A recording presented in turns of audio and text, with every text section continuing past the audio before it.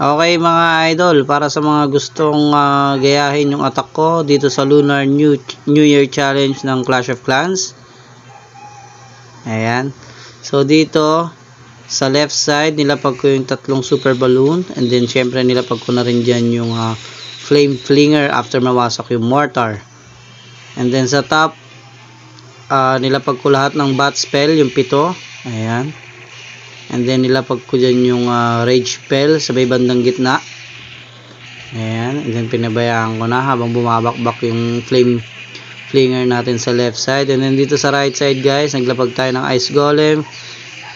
Ayan. Sabay ng mga ating beacon, AQ, then yung mga dragon natin. And then of course yung electric dragon sa may bandang top, para yung dragon natin hindi na bumaybay pa top. Ayan. So dito gagamit lang ako ng free spell, alalay lang para hindi mabakbak yung ating mga troops.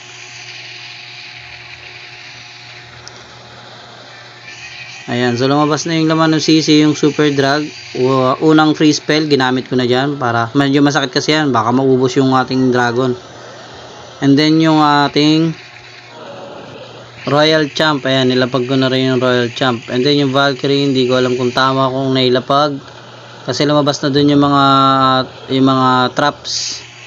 Ayan, at medyo nag-slow tayo dun sa mga traps na yun, kaya ginamit na natin yung spell ng ating wizard, ng ating warden.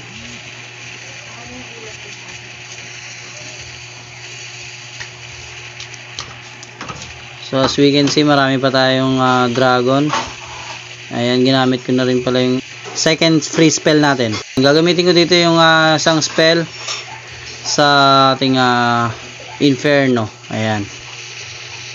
So yung dalawang dragon natin dimiretso na sa TH, pero okay lang, marami pa naman tayong troops. Alalay na lang tayo sa paggamit ng invisible spell. And then yung flame flinger natin, ayan, binitawan na natin yung flame flinger natin. Ang laman ng flame flinger natin is super balloon. Ayan, so as we can see guys, na patay ng Royal Champ natin yung TH. At yan, perfect nga yung attack natin dito sa Lunar Challenge ng Clash of Clans.